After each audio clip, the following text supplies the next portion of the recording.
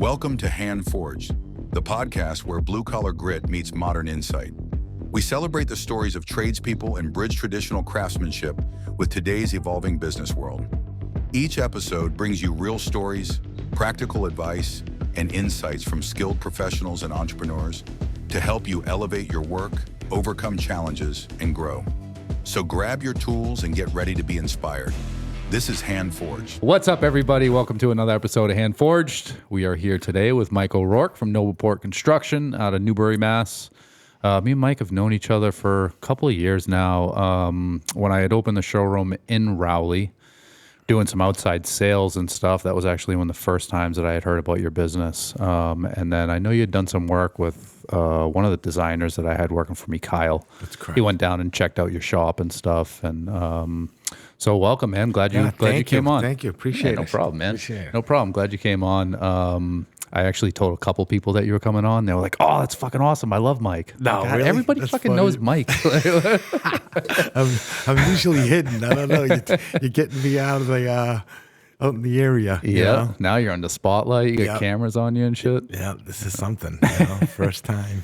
For everything. Right? Hell yeah. It's good though, man. You'd be able to use some of this stuff for marketing and stuff. So I appreciate John's it. good with that. He's very good. Yeah, He's man. very good. Cool. So why don't you tell everybody a little bit about your business, kind of what you guys do, what you offer, how long you've been doing it, all that type of stuff.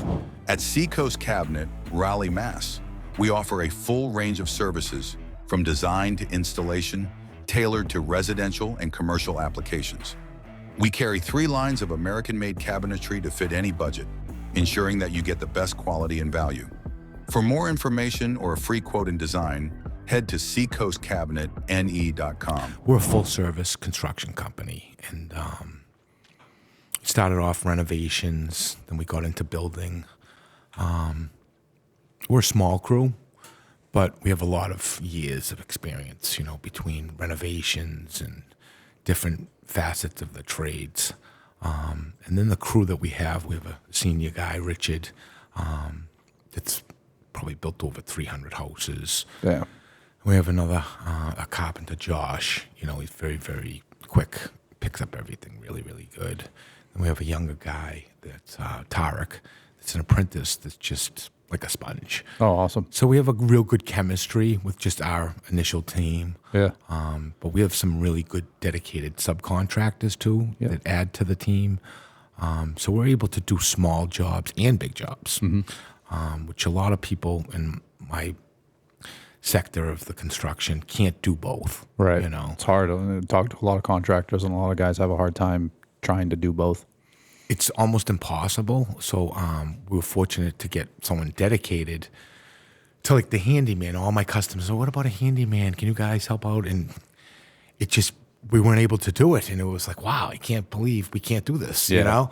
And I met a gentleman named Philip, and he told me that he had background with painting and furniture and a little bit of this and pitches. And I'm like, oh my God, you're going to save marriages. This is a match made in heaven, We need a handyman. you know? And every husband that's not handy needs a handyman. Including myself, I have things that I'm, still should be put together or put on the wall, So it just kind of evolved, and he's been filling in, part-time now, but it's getting more and more, and people are really reaching out for that service, and it's more for the community, Newburyport, Newbury, Plum Island. Yep. And then we also do roofing. So we're certified licensed roofer, and I've done many roofs in my life. So, I have the license. I have a lot of subcontractors, so I oversee that too, Nice. which is pretty good. Yeah. So we're pretty much full service, and we're kind of looking to be not that typical one-stop shop, but we really are. Yeah. I mean, we really can handle a lot of different things instead of having so many different subcontractors on your property. For sure. So What's the sweet spot for you? Like, what's your what types of jobs? Like, if you could pick any job and do that all day, every day, what would it be? So we like decks a lot. Really good at decks because they come out some really, really nice, and it's a lot of work, and the finishes that we put on it. lately we've been doing porches, which I've been liking a lot. Like enclosed? Yes. Nice. Yes, with a screen, especially around here with the greenheads. Fucking greenheads, You know, man. I mean, they're vicious, you know, they hurt. I'm from southern New Hampshire, right? And like I've always heard about greenheads, but like I never really knew like what the deal was with greenheads. And then I ended up in Newburyport a lot, and you know, I found Plum Island, and like I'm a hiker, I'm an adventure kind of guy, and I'm like, oh, Plum Island's fucking cool. Like, you know, I went out there one day, dude, I got torn apart by those things, and I'm like, all right, these things are legit. Now I understand why people talk about them. They make horses cry. Yeah, they made me cry, man. Yeah. Big wallets on. Oh, dude, I got bit like 15 times, like, and I'm like just trying to get back to my truck, and I'm like, you ever seen Tommy Boy? And like he gets pulled over by the cops, and he gets out running around like, you know, he's pretending like he's getting attacked by bees. He's like, your firearms are useless against him. That's what I felt like, man. I'm like, I had like a branch in my hand, and I'm like swinging it around. Yeah, they're brutal. They are brutal. They're fucked up. So we've been getting a demand with that. It's like a see-through clear screen. You don't even know there's a screen there. It's called Easy Screen, and it's pretty impressive. But I really like bathrooms, you know, to answer your question. But we've been leaning towards the porches, but bathrooms, if I could do bathrooms all the time, high-end bathrooms, I enjoy those because I have a tile background and masonry and stuff too. So there's not many carpenters that can do tile and carpentry. And now that I've met Steve Rizzo, which is part of our team, I don't even touch tile because he's 30 times better than me and faster. You know what I mean? Guy? Yeah. Nice. Yeah, he's great. Is he local too? He's out of Linfield. Oh, okay. Yeah. I had a Rizzo buddy, my buddy Jim Sisolak, he's a contractor, actually texted me this morning looking for a number for a tile guy. He's the guy. Interesting. Yeah. I'll send him over that info. That's perfect. Have you done anything with porcelain as far as bathrooms go? So porcelain, no, not much. Full sheets? So one of our fabricators, Granite Plus, we use them. They're out of Chelmsford. They just opened a new showroom called Porcelain Plus, and they're bringing in their own lines of porcelain, and they're doing like ton of just like bathroom surrounds, showers, floors, and they come in with full sheets. So it's not like individual tiles or grout lines, full sheets up on the wall. I like that. They can do floor, ceiling. They can do the curbs. They can do the benches, and dude, some of the new just like patterns and stuff that they're doing in porcelain is absolutely beautiful.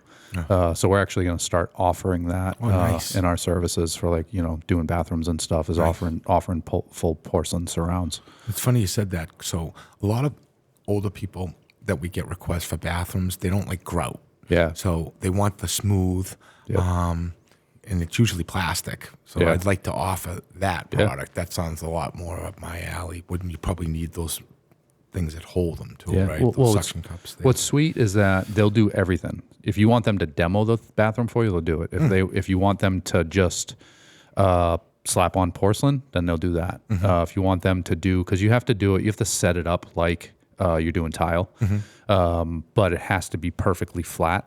You can't have any bumps or anything like that because you have a full sheet, like you don't want it to break. But they'll come in, they'll do the install. All we have to do is send them measurements, and they'll do everything. If you want demo done, if you want the construction done, if you want just the porcelain put up. What I find is a lot of the contractors are doing all the prep work and just making it ready for them, and then they come in and do their thing with the porcelain. But it's cool, especially for the people that don't want the grout lines. Yeah. And then they also have a bunch of honed porcelain. So like you got to think like on the floor of the bath of the shower, if it's porcelain, it could be real slippery. So now they have honed where they can put that down on the floor to kind of make it so you have a little bit of texture and it's not so slippery. Yeah, it's pretty cool, man. Yeah. We actually just had a meeting about it on Tuesday. Check it out. Yeah, it's pretty cool. I think what I'm going to do in the showroom is do a couple of walls in the bathroom at the showroom. That way I can at least show it. Yeah. But yeah, once we kind of get set up and going, I'll let you know. It should be pretty cool. All right, definitely, I'll check it out. You know. So with the business, how long you been in business? So I've been in business with NoblePort Construction probably since 2012. Before it was NoblePort Contracting, and then I went to NoblePort Construction, LLC. However, I did have a construction company called O'Rourke Construction years ago. So I've been doing construction a long, long time, but the NoblePort Construction has been solely around here. Nice. Yeah. How long you been in the trades? I've been in the trades for probably over 30 years. Damn. Yeah. Yeah. So what'd you do before you started your own business? Like, how did you get into it? So when I was like real young, I started off I'm originally from Medford. Yeah. And I started off in paving. So every like summer, I would work with the pavers, and they would work us like you wouldn't believe. Oh, yeah. They taught us how to work, concrete driveways and just manual labor and gravel, and it was really tough work. You know, they'd give you like $40 a day, back then, Right. and you thought you hit the lottery. You're 12 years old with $40 cash. You're like, wow, let's go drinking. Hell yeah.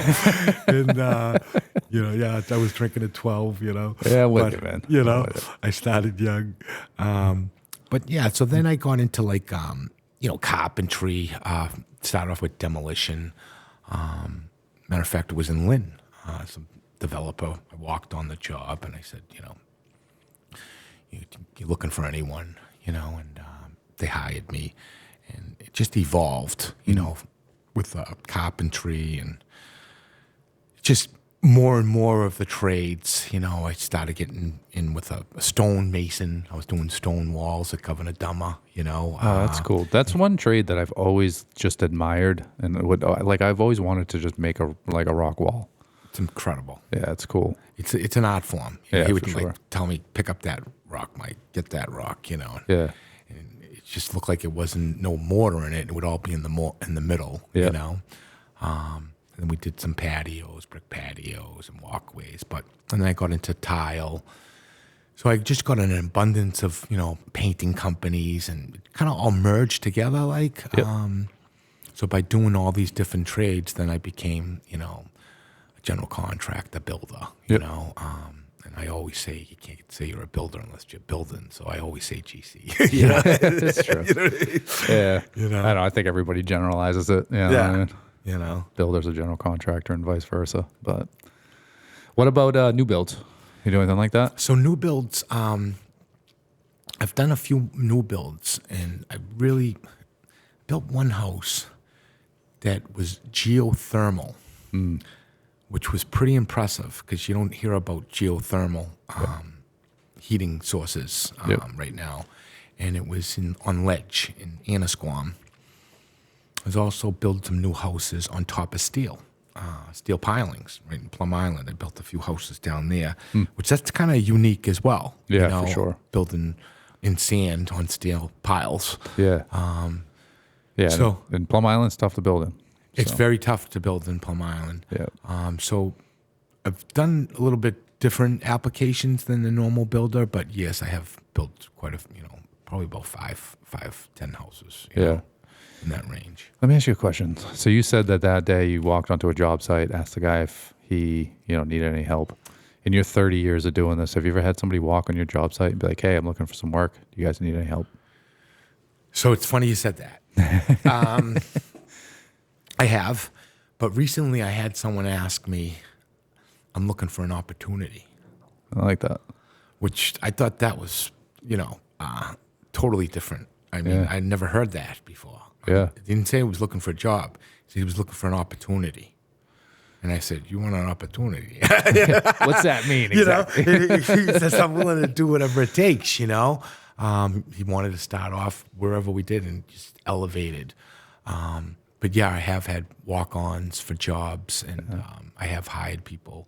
But this time was different. When I heard I'm looking for an opportunity, I thought that was pretty neat. Yeah, I like that. Yeah. It's a good way to approach it, So the apprentice that you have now, how'd you find him? Unbelievable. That's the one that said I'm looking That's for the an one? opportunity. Nice. Yeah. Awesome. I got him doing, so most junior carpenters don't get to touch a kitchen. They don't get to do finish work. Yep. They're mostly cleaning up and vacuuming and organizing. This one we put him right into the kitchen. We put him right into the mix, put him right into the frame, and he just eats it up. I love that. He just eats it up, and we just saved a gentleman's house down Plum Island. He got affected from the flood, and we had to rip out all old rotted wood. Some of it was rotted, some wasn't, but it had to all come out. And then we framed it up. and he just loved it. That's He's awesome. like, I love this because you see such, an accomplishment, of what you're doing. Yeah, It's like, that's the big thing with the trades, man. Is like every day you have something tangible. Like I talk about it all the time. I started in furniture. I had a custom wood shop. I was building custom furniture and custom cabinets, and like starting with rough sawn lumber and turning that into useful objects. It's like there's nothing more gratifying than that. And, I did that for years, and then doing the kitchens and stuff, it was like, you start with a old decrepit kitchen, or you start with an empty space, and as you build it, like at the end of the day, it's like, it's a kitchen, it's a usable space. the masterpiece. Yeah, right. And then I took my tool belt off and started management and, doing that type of stuff. And it's so funny, man. I work a 16-hour day and swear I worked all damn day, but I don't know what I did, because at the end of the day, there's nothing fucking tangible. You're right. I always putting out fires and headaches and trying to look for new business and, and All marketing. All the stuff, right? All the stuff. Thanks, John. Thanks, John. Thanks for taking up a lot of time. Me and Mike both use John as AM Creative for our marketing. Yeah, so. we do. Yeah, man. So I actually joke around with the girls that like I'm gonna start buying Lego kits, and like as I get through my agenda, like start building a couple little pieces as I check stuff off my list, and at least at the end of the day, I can be like, hey, look, I got a spaceship, something like that. I like that. Yeah. But yeah, man, that's cool. So, and the reason I ask about the apprentices and kind of people walking on is, one of the big parts about this podcast, man, is that like, the trades are dying, and there's not a lot of people that are coming into it. And, a lot of these kids kind of want, instant gratification. They want $1 million a year straight out of high school with no experience. And, I think that a big part of this podcast is really just trying to like make people realize that like the trades are fucking cool, man. Like this is the backbone of this country. We've put it in all these roads. We've taken down all these trees. We've put up all these buildings. Everything that is incorporated in your day to day, was done blue collar. And like there's a certain amount of pride to be taken in that. And if you want to do it, there's ways to do it. Right? Like you don't have to go to school, man. I got expelled sophomore year of high school. Like school wasn't for me, Trades, I found the trades, and the trades saved my life, So like you don't have to go to college. You don't have to get a degree. You don't have to do all of that stuff. Like you can come out of high school with high school diploma or not even and get into the trades and be a master at what you do, It's hard work, and there's long days, and there's a lot of stress, and it's, definitely not all ponies and fucking rainbows, but like you could walk onto a job site with a construction crew and say, listen, I'm looking for an opportunity. And a lot of these guys would probably hire you, I agree.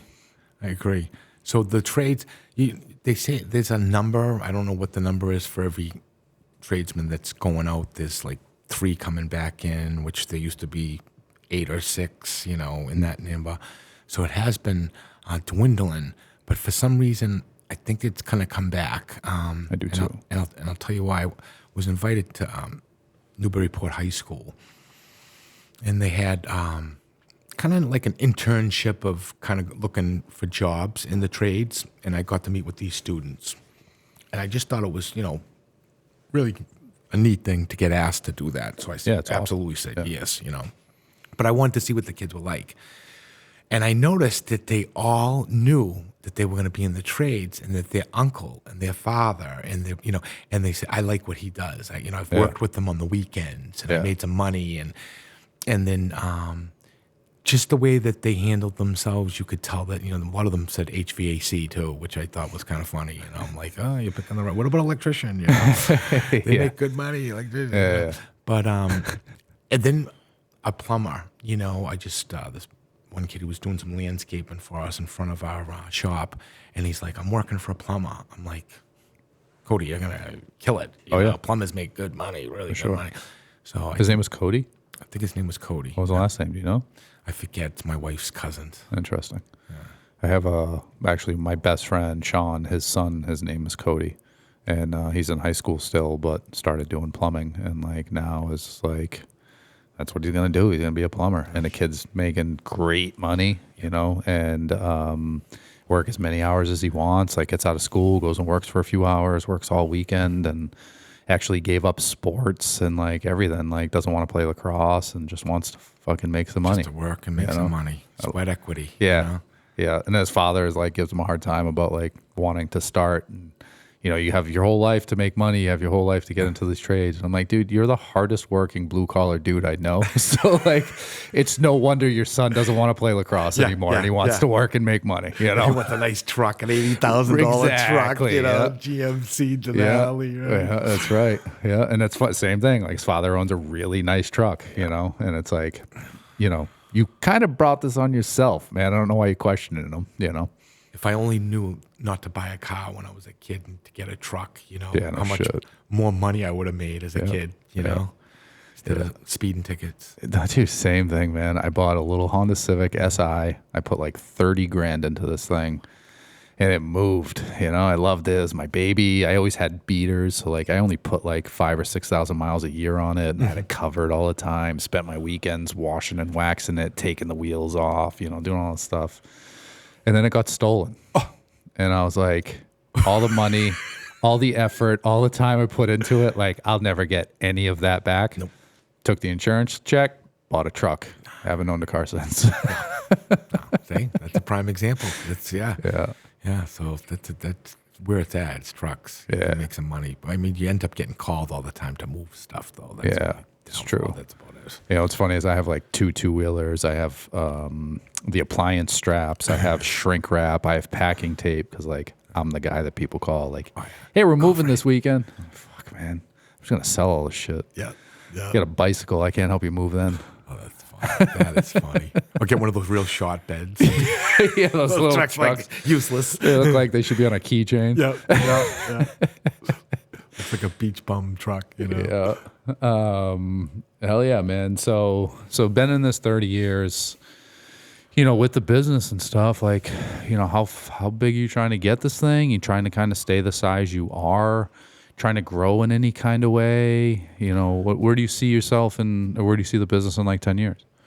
So I am trying to build upon the business. It's a good question. 10 years. Right now, we've been local community. We're venturing out. We're taking on like 7 different towns in the Essex County, which we didn't do before because it's very hard to travel and, you know, to give good business and good customer service and, you know, everything that goes along with, you know, materials and vendors and stuff. But I do want to get into like development. That's kind of where I see myself in 10 years.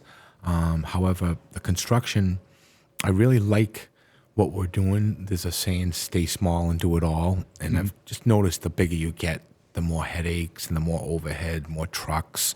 I've seen it time and time again. So I like having control over the number of people working. And it's really, really hard to get people to gel with your existing team. Truth. So it's been a challenge. It's kind of like, I don't know, you hear how like pilots hang around with pilots. And so carpenters are like that, believe it or not. Yeah. You know, they're very, I mean, you know, they're different. You know, they're very protective of their environment. Like they don't just let anyone work around them. You know what I'm saying? It's like if you can't hang, you're gone. You know, it's a little different than the other trades. You know, you can't hide from a carpenter. You know what I mean? You know, they know what's up. You know, if you cut something under, you know, just so many things can go wrong. Yeah. But if it works really good. Yeah. And people just bang out stuff and get things done. So it's hard to find really good carpenters. It's a really diamond in the rough. Yeah. So I'm kind of looking more like project management type situation to grow the company. Yeah. So that I can oversee different jobs with project managers that are competent, that have the background of construction. So I think internally I'd like to grow that and kind of hire within. And that's challenging as well. Yeah, it's hard. Especially in the trades, man. With project management, it's probably one of the number one things. You Yeah. know, as you know, you're doing everything. Yeah. And if you could delegate that, you know, how much more could you sell? Right. You know, how much more revenue could you really bring in if you didn't have to put out all those fires and be in 10 different places at the same time? Yeah. It's hard to find the project managers that don't want $1 million and, are as hungry and kind of reliable as you are. I feel like that's the hard part. A lot of people have that kind of same struggle.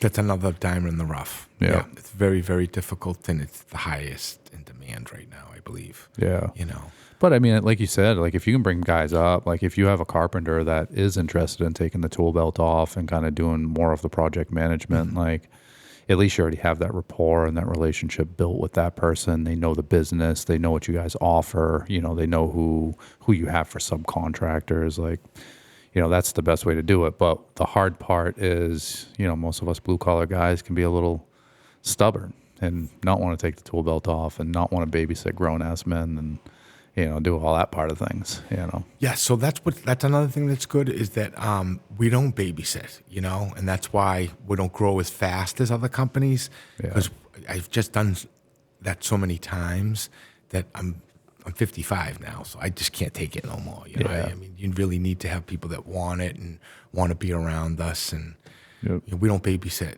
It just doesn't work in our company. They're all self-sufficient.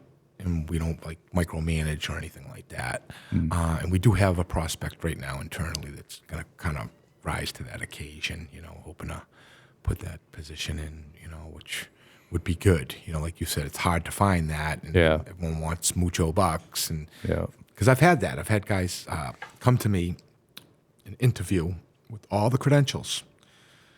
Really, really nice resume, ran people's companies, and I wanted them, but the magnitude of the money just didn't represent what they could, I'm more like, show me what you can do rather than tell me what you can do with the trades. So it just didn't work out. But like you said, I'm going to try to do it internally. Yeah, it's hard with that stuff, man, because it's like, all right, you want 150 grand a year, resume looks good, your credentials look good, but like, it's hard to commit to a number like that without working with somebody and like seeing what they do. You almost wish that like, all right, I'll give you this amount every week for 3 months. Show me what you can do, and then we'll talk about salary after that. But perfectly said. Yeah, perfect. That's exactly what I do. So when I do get into those situations, which I have, I say, we're going to try it out for 3 months. It has to work for both of us. If it doesn't work for me, it only works for you, then it's not going to work. So it has to be mutual, and we'll reevaluate it after that. And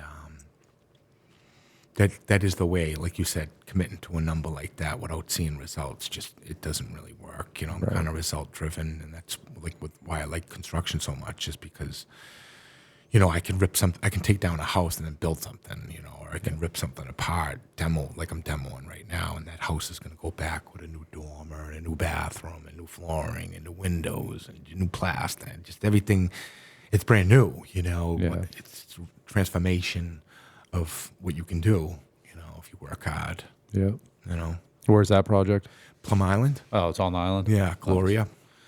Nice. Yeah, we're doing a kitchen right now in Plum Island too. Nice. Yep. Nice. Yep. Yeah. Little house, but beautiful little kitchen. Inset, white. I love it. They did quartz countertops. She actually went with Cambria, which is like a higher end quartz. She did full height backsplash. Oh, I like that. Yeah, it's pretty. It's one of those kitchens. It's like small, quaint, but like when it's done, it's going to be absolutely gorgeous. What street? You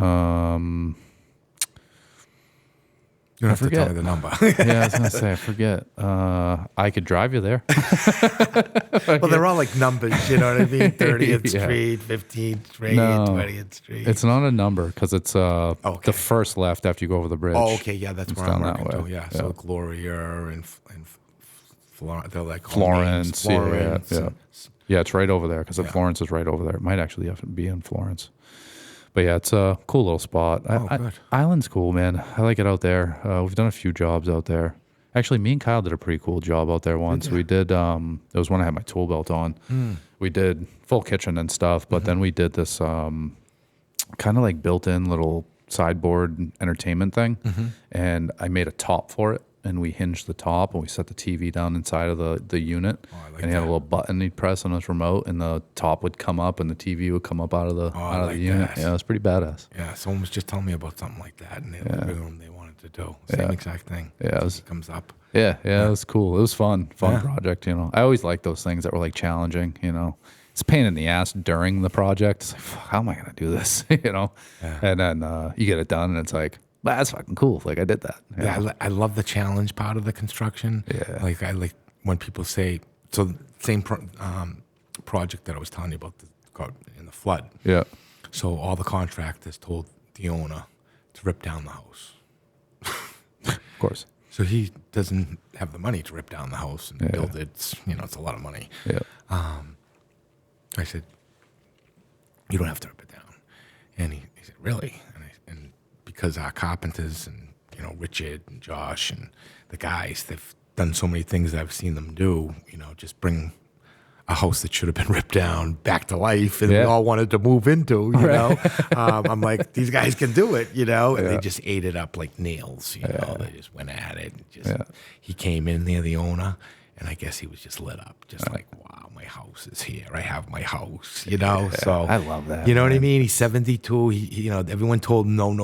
I said, yep. He said, I'm going with you, Mike. He said, you can do it. Let's go. I always like a challenge, you know? Yeah. Even down the island, I took on like the biggest burnt house on Plum Island. It was like 6 alarm fire. Oh, damn. So every contractor around here, because you know how the contractors around here, they've been here for 30, 40 years, you know what I mean? They're kind of, embedded into the footprint. So they were all like, no, we know what's going to happen there. All the neighbors are going to, crucify them for debris and ashes and all that. I'm like, yeah, I'll do it. Do it, right? So I wrapped the whole thing like a Christmas present. I had the whole thing scaffolded, and it just looked like a big Christmas present. That's and hilarious. we were all working in there, and they didn't see anything till it was gone. It was just sitting at half of a house, That's cool. Yeah. So that was pretty neat. That was a challenge. Yeah. Those are the best ones, though, man. Like, I used to always love one of the first. I was wood carving for a while, like when I was younger, and there was this certain species of wood called Cebil, Cebil, grew in southern Africa, I think it was, and I was part of like the New Hampshire Woodworkers Guild and like all these different I've always read about carving and like all this stuff. I was super interested in it, and everybody said it was impossible to carve, and I was like, oh yeah, and I ended up carving a rose out of it, and it came out beautiful. I did like the stem in a different type of wood. I put it on a nice little base. I actually gave it to my mother. Nice. But yeah, carved a rose out of it, and it was like one of those things like representation, right? Tell me I can't do something. Go ahead. Tell me I can't do it. I'm doing it. Yeah. Those are my favorites. I like that. Sounds like you get an artistic background in there. Yeah, with the rose. Yeah, I carved, man. did snow sculpting. Holy schmoly! I did. I went to Lake Geneva, Wisconsin, and competed in the national snow sculpting competition out there. Nice. We were one of like 35 teams. It was pretty cool. That sounds very cool. Yeah, it was fun. Done some sand. My buddy does all the sand sculptures and shit, so I've done that with him. Yeah. But yeah, a little artistic, Yeah. Artistic, one or the other. Yeah. Artist. You're an artist. Yeah. Cool, man. So, as far as business and stuff goes, what's the hardest part for you right now? Like, what is the biggest struggles that you have in business and in construction? So the biggest struggles in business, pre-COVID, it was a lot different than it is now. The jobs have changed. The customers have changed due to the internet. So I think that's like the biggest challenge now is, because we get a lot of referrals and we get a lot of, people know about us or worked, with someone that we worked with. And so when you meet someone and, they go on the internet and they're looking up everything and all of a sudden they think they know more than what it's kind of challenging. So I think the internet has really made it challenging for us because, you're hiring craftsmanship, you're hiring expertise and knowledge and wisdom and years of experience. Yeah. And then all of a sudden you could be told how to do it because they read it on the internet or saw a video or something like that. Right. So I think that's been probably a very challenging thing. And another one is probably, adds, moves, changes, they call the nightmare of our business. Change orders? Change orders are very, very difficult. It's a difficult situation.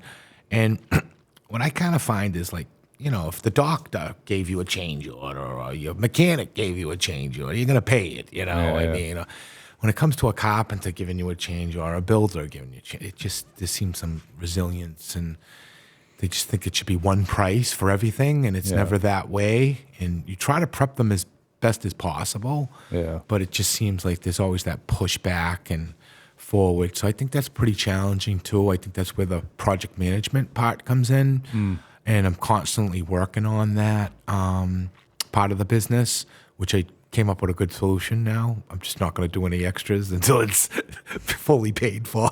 Yeah, there you go. That's the best way to do it, man. There's no, signature or half now and half later. It's like you got to pay for it right now. And I never gouge people or, overcharge people. So if they're like, $300, $500, I mean, I think a maximum is like $1,000 change order, if, it's me.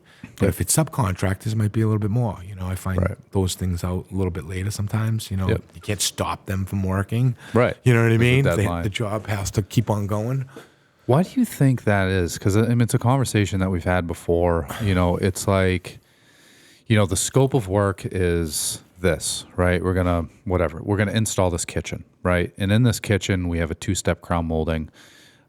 We're charging per cut, per piece. There's an island. We're doing a furniture-based wrap on the bottom of the island. We're doing a back panel. When I did all my installs, right, that's how I priced. Everything was line itemed, and I charged per piece, per cut, every time I had to touch a cabinet, and I had a pretty good formula. But in construction, you just never know what's going to happen. So it's like you could install your cabinets and then you find out that the wall's not square, or something happens and you have to change a size or do something like that. And every time I do that, I'm going to charge. It's extra work. My time is valuable, my experience is valuable, so I have to charge for that extra work. And I feel like you said, like in a doctor's office, mechanic, like people almost expect it, but then you do it as a contractor in the trades and people feel like you're trying to rip them off. Yeah. And it's like, what? You don't work for free. If I asked you to do extra stuff on your job, whatever you do for a living, you're going to charge for that time. I do the same thing. Like, why is it that like the trades, you think, have like this bad name where like you do a change order and people instantly don't trust you? It's a really good question. So I'm a firm believer, if you're going to let someone work in your house, you need to trust them. Yeah. And that's why I'm kind of doing the full service, because we know from history, there's been a bad rap with contractors, but now it's so much transparency that doesn't happen. So those bad raps are gone, you know? So you kind of really know who's coming into your house before they even come there. You look them up on the internet, you do reviews, you look in LinkedIn. I mean, look at their Facebook. Oh my God, they do such a background check. They know more about you than you know about you, you know what I mean? Before you even go there, So what I try to do, and I think it's pretty important, is I try to establish a starting point with the budget, and that's really the initial start of the job. Mm-hmm. And I always explain that it's going to go 10 to 20% above this price. It's called moves, adds, and changes. Adds, moves, and changes. No matter which way you say it, it's just like corporate America, just like you said, the doctor, the mechanic. And you can't get around it. Yeah. It's part of it. So put that money aside. And I make that very clear in the beginning. Yeah. But then when I try to get that kind of money for those adds, moves, and changes, that's where the struggle goes. So it's almost like a little forget box, when you don't really want to pay attention to things. You can't seem to forget. You get, amnesia, and, you get a little Dennis the Dunce, and, oh, really? Okay. So, I mean, I don't think it's ever going to change, but I have gotten better because of the digital software that I have. Yeah. So what I do is I try to establish a budget electronically first before I even go into contract. Mm-hmm. Get that approved. They book into our schedule. I don't ask for any money or anything like that. Mm-hmm. So they just hit a button, which is tremendous. Hit a button to commit to a contract. Yeah. They hit the button. Then they go into the contract stage, which is very descriptive, call outs, pay schedules, and I sit down with them and I talk about it. Yep. And before this, I'm usually personable and they trust me or they know me or they know of us, you know, and they feel pretty good, you know. But I don't know. I just really think that that's just going to be a challenge for us as contractors, and I don't know how it's going to ever go away. It's just been like that for a long, long time, and it's becoming more and more challenging. And like I said, I'm trying to do something. I think other contractors are following suit, where they're not going to do any extra work until that's resolved. Yeah. I don't understand it, man. And it's funny because, like you said, like you have that open conversation, literally spell it out for them, make sure that they know that like this is what we're expecting, but we don't, you know, without fucking having an X-ray vision and like knowing everything. Like you have to assume that there's going to be add-ons and change orders. Like in construction, it's just the way that it is. Just the way it is, you know. And like, you know, I don't know. I just. It bothers me a ton because like I hear about this all the time, you know, in all the trades, and like, you know, guys fighting to get paid on stuff that they had to do, that they were asked to do. They were asked to do extra work, but then that person didn't expect to have to pay for it. And it's like, what? Yeah. Like, we're not all millionaires. You know what I mean? Like, we're all struggling. We're all, you know, trying to make a paycheck and feed our families. Like, it's not like we all have fucking private jets and we have a bunch of extra money to throw around. Sometimes I think they stay up at night looking for ways to, how do we get this guy, you know? But, you know, you're right. It's not fair, but most of my customers, and you wouldn't believe it, and this is crazy because, like I said, we've really tried to separate ourselves from the competition, run out of the house with checks. You know, they're giving me a check before I ask. Yep. Michael, I got your check, you know. One customer, which is my neighbor working for, I had this conversation with them, and he's like, Mike, we got an extra. He's like, you know, he's like getting all happy about it. You know what I mean?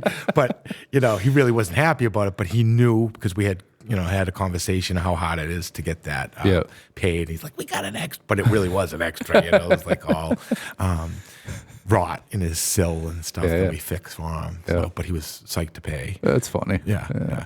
I mean, that's the way that it should a rarity. be. Yeah, I know. It's funny because that should be the norm, you know, but it's just not.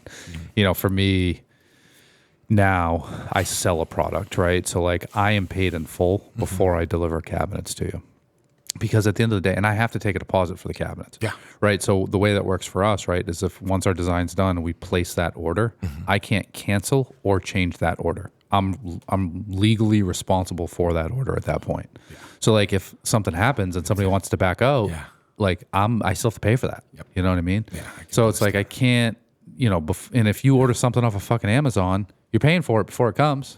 Like it's gonna be the same and it's broken. And, right. You know, and you know that's what we don't get a lot of kickback on it. I think most people do understand, but you know, some people like, oh, can you just get it delivered? Can you get?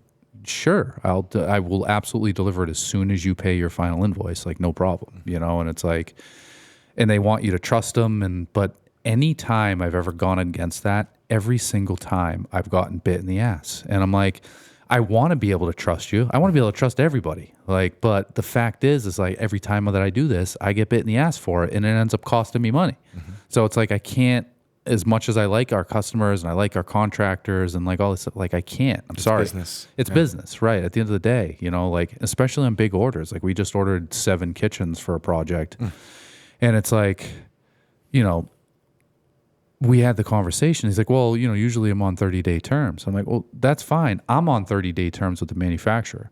And that manufacturer bills me as soon as those cabinets leave the factory. So like, I'll give you a couple of days if you want, but you know, at the end of the day, I need to get paid on this because I'm responsible. And 7 kitchens will put me out of business. You know what I mean? Absolutely. So it's like, you know, and it's people that like I've never worked with before, you know, and it's like scary. Right. And it's just one of those things we had to have the conversation. Like they wanted me to order without a deposit. I'm like, I can't. No, to tell you. Like I'm not placing this order until I can cash a check. I'm sorry. Like I would love to, and I wish I could take you at your word, but like I don't know you. We've never done business before, and I'm legally responsible for those 7 units if something happens. Yeah. So like as soon as you get that check, let me know and I'll get the order placed, But yeah, man, that's just the business. At least on my side, like I have a product that you don't get until you're paid in full. With your job, it's like you can't hold up you can't hold up the plumber, you can't hold up the electrician. There's all these people that are lined up with the project. So like if you come across a change order, you have to get it done in order to keep your schedule. And then you have to kind of trust the fact that like at the end of this, they're going to pay for that extra work, unless it's a screw up on your own part or something like that. But like most of the time it's not, So I'll give you a scenario. So an excavator, I won't mention names, excavator dug up a whole area to put in a foundation. Well, the material that the new foundation was going in was no good. So you have to take out the old material, which costs money, and then bring back new material. Yep. It's change order. Yep. So that's just one case, you know what I mean? There's numerous, but just something. So unforeseen conditions come up a lot too. Yeah. Especially in renovations and not new construction. Yep. That was, new construction, but it's excavation. You don't know what's underneath the ground. Right. Yeah. How are you going to know? How you gonna know? Right. You don't know until you start digging. You don't know till you start digging, So it's very challenging, and you try to do your best, and you try to give people the benefit of doubt, like you said. Yeah. Most of the time, they're really good. I'd say 98% of the time they're good. There might be 1 or 2% that aren't. Yep. I kind of run into like every 30 customers. It's almost like a ratio. Yeah. So I accept it, you know. And I don't eat Tums all the time, and I'm not a nervous wreck. I kind of know that these things are going to happen. Yeah. It's part of the business. For sure. But I don't want to get put out of business. Right. That, like you said, 7 kitchens, a new build, or someone, takes a shot at me. It's challenging when you're small, you know. Yeah. Cash flow is always an issue in my business. Of course. Always. Yeah, and it comes in waves, I'm sure, for you, just like it comes in waves for us. You know, busy, and then it's like, all right, are the phones working? Yeah.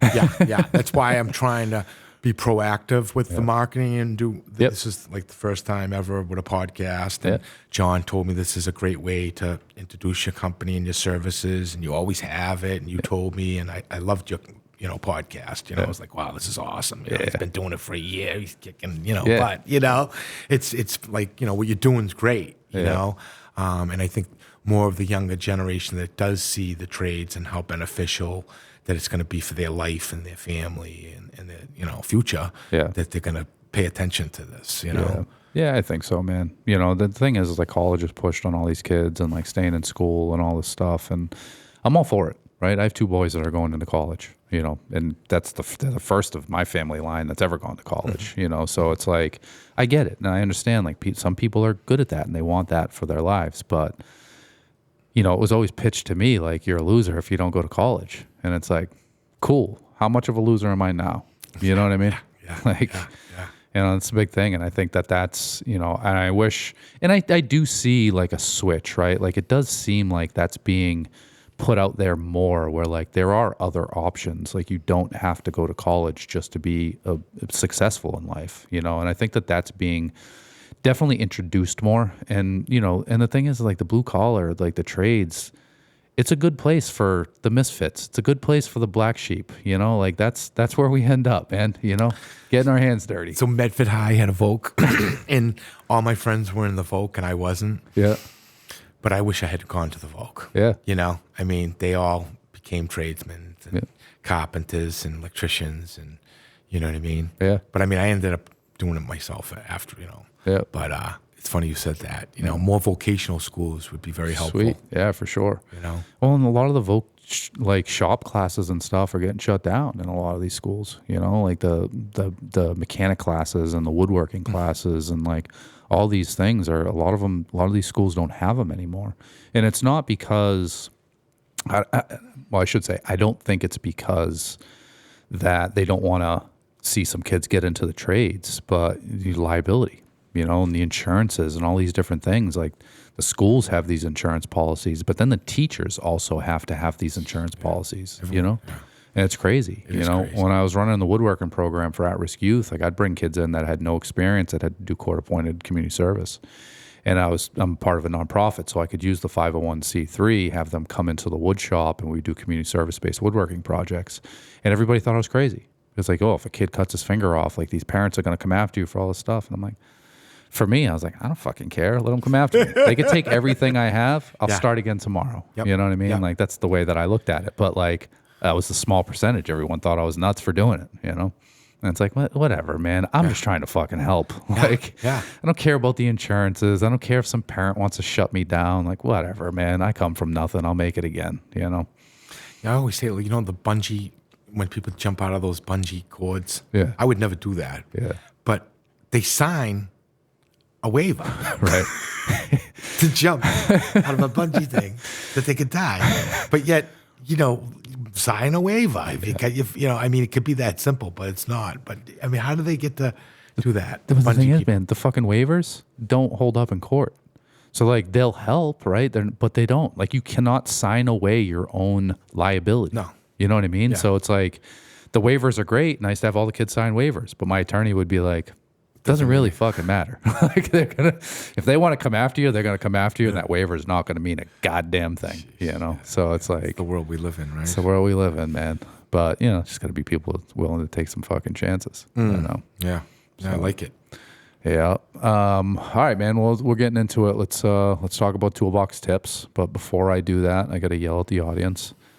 If you're listening to this podcast and you like Mike here, right, and you like the content that we're putting out, we just want you to like the posts. We want you to share it. We want you to tell your friends about it. You know, follow the pages. You know, I put all my own money into this. It comes out of my own pocket to make this thing happen, and I do it because I want to help. And the only thing that I ask in return is likes and shares, and tell your friends, and you know, make sure that we're following this and that you guys are engaging in this content. It's the only way that we can really keep this thing going and kind of bring in some sponsorship to help take the burden off of me, so that I can feed my own children. Nice. So you know, if you're watching, if you're taking something from this, if you like it, please like, share, tell your friends. Toolbox tips, Mike. You're gonna give everybody just a tip. Practical advice, man. You know, if you could talk to yourself 30 years ago before you started all this stuff, what's that one piece of advice you'd give yourself, or you would give somebody that wants to come into the trades, or is thinking about the trades, or wants to get in construction?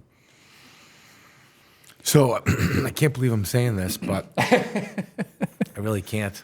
So when I first started my business, my uncle said to me, while my aunt was there, Michael, if there's anything I can tell you, don't hire friends and family. Truth. Of course I didn't listen. I'm Irish. I'm thick-headed. And I had to learn the hard way, you know.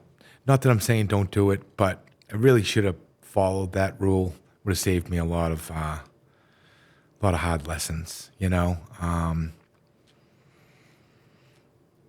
That's really the only one I can really think of off the top of my head. And just between me and you, I never worked for my friends, so they would get mad that I'd say, I really don't want to work for you because I don't want to, you know, jeopardize our friendship. Yeah. And then family members, I would tell them I'm probably going to be the most expensive. I'll probably be double if anyone else should get, just because I don't want to ruin our relationship, Right. you know. And if I do it, I want to make some money. I want to make some money. You know what I mean? I want to know I'm getting paid. But, you know, I mean, it's fun because I had a cousin that did that too. He was like the most expensive electrician to all my family. And I'm like, I think he's trying to tell you something. Makes sense. You know what I mean? Yeah. But, yeah, it's tough. It's tough to work when you're in the trades for family and friends. And like you said, they all think you're rich and they think that, you know, favors, and we're not in this to do favors. It's not a hobby. This is my livelihood. You know, I have, you know, 2 daughters, 5 grandchildren, 2 cats, and a corgi, and a wife. And a wife. You know what I mean?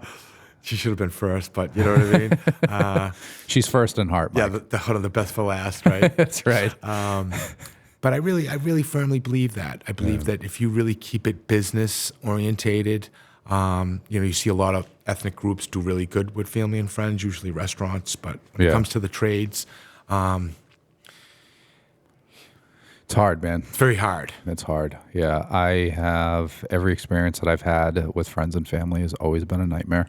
There you go. You know, and it always puts a strain on things. And, you know, I think that there's just like these unrealistic expectations, you know, when it's friends and family. And, you know, I'd almost rather just like refer that type of stuff out. You know what I mean? I was just like, going to say, pay someone else to do it for you. Listen, I can't do it, but I have this friend. That's fucking great. You know? And I'll pay for it. Right. Just so we can be good. You know? It's, I think that's great advice, man. We actually never really talked about that on the podcast, you know? No way.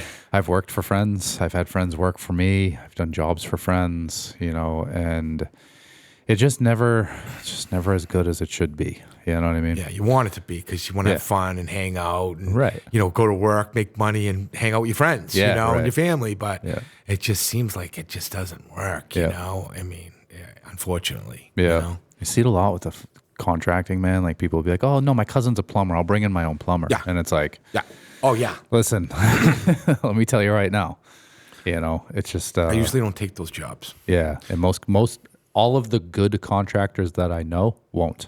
Like if you want to bring in your own people, that's fine, but you're not going to work with me. Yep. Yeah, it's because at the end of the day, most people don't understand that like, that plumber, that electrician, that person will probably give you a really good price, but you're last on the list. They're going to come in after they do their full-time job. You know, they're going to do nights and weekends. They're not going to care about the schedule. They're, you know, it's just going to be, and most of the time they're just like, you're an add-on to what they're already doing. And they think it's like a favor, so they don't take it as serious. And it just, people don't understand that like in the trades, that has a trickle-down effect. And that, you know, just causes issues. And every time I've told people that and they didn't take my advice, they always come back and like, should have listened to you, Frank, you know? So Frank, it's funny you said that because I have a saying. And if you say, you know, Mike, I want to use my own electrician. And I'll say, okay, Frank, we can use your own electrician. But the day that he stops me from progress or slows down my job, I'm going to be charging you for that delay. Are you willing to pay for that? 99.9% of the times they forget it. I don't want to use them. Yep. 99%. It just eliminates it. Instead of not doing the job, I say, if you want to take that risk, I will be charging you for the delay. If he's not there and I'm hung up and it's a whole day, you're paying. And they just don't want that responsibility. Yeah. So it's a good way of an objective, you know, instead of not taking the jobs, because I don't like telling people I don't want to take the job because they have the electrician. But I say, if you're willing to pay. Yeah. And they'll always say, no, let's use your guy. Yeah, maybe you're right. I don't want to do that. my cousin's busy anyway, or my brother's busy anyway. You know what I mean? It's a good way of doing it. I like that. I'm going to use that from now on. Yeah. I like the customers that like think they're going to do their own kitchen, their own. Oh my God. You know? There's so much to a kitchen. Yeah, and I always tell them, like, listen, it's not as easy as HGTV makes it look to be, you know? I always tell everyone, listen, a good contractor is worth their weight in gold. Yep. And they're going to cost you an extra 15, 20%, no doubt, for sure, but worth every single penny. Because, like, and everybody that I've given that advice to that didn't take the advice has always come back and been like, yeah, damn, you were right, you know? And it's like, it's well worth bringing in a contractor, even if you think you're just taking out cabinets and countertops and putting in new cabinets and countertops, and it's just going to be like this process. It's going to be super easy. Yeah. It's just never that way, you know, and it's like bringing in a contractor. And, you know, if you try to bring in an electrician, right, and you're a homeowner and you're scheduled with that electrician on Monday morning, 9:00, and a general contractor calls him on Saturday and says, hey, I got this job. I need you on it Monday at 9 a.m. Guess who's taking the work? You know, the general contractor's getting that electrician. The electrician is going to push off the residential client every single time for a general contractor, because the general contractors are the people that bring them a bunch of business all the time. You know, consistency. So it's like, right. So they're not going to show up for you. They're not going to be as reliable. You know, and then, you know, again, you get an electrician. He's going to come in and drill a hole in the ceiling to move wires or punch a hole somewhere to put in a junction box. Like, he's not fixing the plaster. He's not fixing the sheetrock. You got to bring somebody else in to do that. The contractor would have known that and already had it lined up. Now you have to find somebody, you know, or like, oh, your floors don't go under your cabinets. Like, you're going to have to bring somebody in to patch that in or do something, you know, and it's like. I just had that conversation yesterday. It's funny you said that. Yeah, it's just like, it's never as easy as you think it's going to be. And general contractors are good at putting the right people in place, knowing what to expect, making sure guys are lined up, and holding them accountable. You know, that's usually my advice to people, but No, it's good not advice. everybody takes it. I like it. You know. So cool, man. Yeah, it's been about an hour, so I think that's about it. This is awesome. That was pretty this quick, Good. doesn't This was good. Thank you So for yeah, having man, me, I appreciate you know? coming on, man. I'm glad we Yeah. got to do this. I was looking forward to having you on. too. So everybody can find Mike's stuff. We'll have Mike's social handles, his website in the YouTube channel for his post. Look out for some good content from Mike. I love following Mike's stuff. He's always kind of putting up some good stuff. It's funny. It always gets a little chuckle out of me. So John. because of John, good old John over there. So yeah, make sure you follow Mike's stuff. And yeah, thanks for coming on, man. Thanks a lot, Frank. Have a good one. Yeah, thanks for listening.